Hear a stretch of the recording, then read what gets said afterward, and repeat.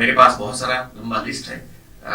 मैंने बोला ही मैंने खतरनाक है, मैंने काफी सारा होमवर्क किया है, क्योंकि मैं चाहता हूं कि ना खुद मैं सीखूं लेकिन सबको शामिल करूं ये सीखने में, क्योंकि बहुत सारी चीज हम जब सिखाते हैं, जैसे कि एक प्रश्न होता है कि अगर बच्ची को दे दिया अपनी खुद की बच्ची को आश्रम में दे दिया, और इसलिए ताकि दूसरे बच्चों की परवरिश कर सके। अब ये एक ही चीज इतनी सारी कॉन्ट्रोवर्शियल है, कई सारे लोग ताने मार सकते हैं कि अपनी बच्ची को तो छोड़ दिया, कैसी मां होगी। लेकिन यही हमको समझना है कि जिनको बहुत प्यार करना होता है ना, वो लोग क्या क्या कुर्बानियां देते हैं। दूसरा प्रश्न ये हो सकता है कि उनकी बच्ची को छोड़ दिया, बच्ची को बेचारे को क्या लगा होगा। हम हमारे L3 के कोर्स में भी ऐसी बातें करते हैं कि सबको हमको बहुत चिंता होती है कि घर में बच्चे छोड़ के चले जाएंगे बाहर तो बच्चों का क्या होगा। लेकिन ये इतनी बड़ी हमारी गैर समझ है, हम समझते नहीं है कि क्या होता है। आज देखो बच्ची को ऐसे संस्कार, ऐसी माँ है बच्ची की, तो बच्ची कैसी होगी। तो हम ये भी जानेंगे कि क्या क्या ये डायनामिक्स है, क्या संस्कार किसको कहते हैं। और आज बच्ची भी उनका एक आश्रम संभाल रही है, तो कितना गहरा रिश्ता होता है, और ये अपब्रिंगिंग क्या है, परवरिश क्या है, उसके भी सीक्रेट्स हम इसमें से कुछ ढूंढना चाहते हैं। तो भाई अभी हम शुरुआत करते हैं। सबसे पहले आपकी कहानी मैंने बता दी है, आप कहां से शुरू करना चाहेंगी। मैं सोचता हूं कि हम बचपन से शुरू करें। और करो बाबा माई की एक दो पहचान मुझे और देनी है। एक जो बहुत इंपॉर्टेंट चीज है, जो खुल के बाहर नहीं आती है, लेकिन अभ्यास करो तो बाहर आती है, वो ये है कि उनमें बहुत हिम्मत है। ऑफ कोर्स हिम्मत के बिना तो कुछ हो नहीं सकता, लेकिन नैतिक हिम्मत बहुत है। और मूवी देखा होगा, उनको पता होगा कि वो जो गांव में उन्होंने एक जो फॉरेस्ट ऑफिसर को, कलेक्टर को बताया था कि किस तरह से ये एक अन्याय हो रहा है। उसके बाद जो फॉरेस्ट मिनिस्टर था, उनकी जो स्टोरी है वो भी आपको पता होगी।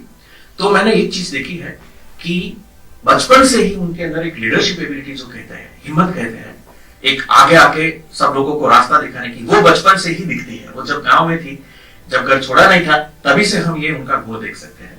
और दूसरी चीज एक उभर के बाहर आई है, वो ये है कि वो बहुत अच्छी वक्ता है।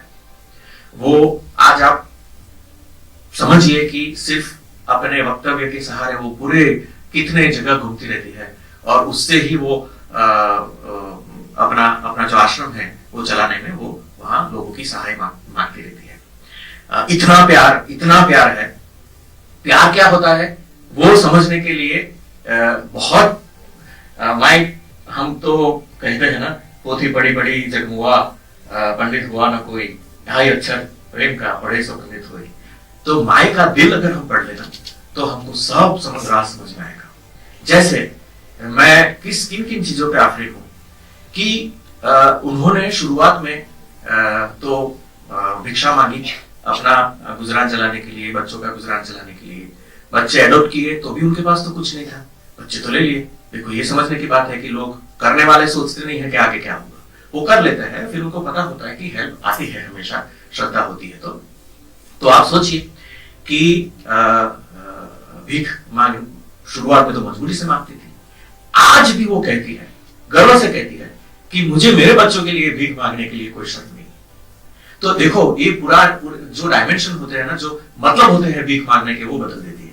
प्यार कुछ भी कर सकता है। जब प्यार सुंदर होता है, निस्वार्थ होता है, शक्तिशाली होता है, शुद्ध होता है, तो वो प्यार कुछ भी कर सकता है। उसकी मेरे लिए मिसाल है। और एक आखिरी चीज कह के फिर मैं उनके बचपन से स्टोरी शुरू करते हैं।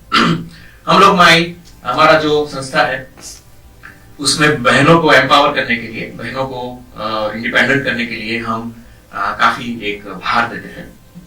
अगर मुझे पूछिए आप कि हम क्या करने की कोशिश करते हैं, तो मैं बता सकता हूं कि हम सिद्धोदाई बनाने की कोशिश करते हैं।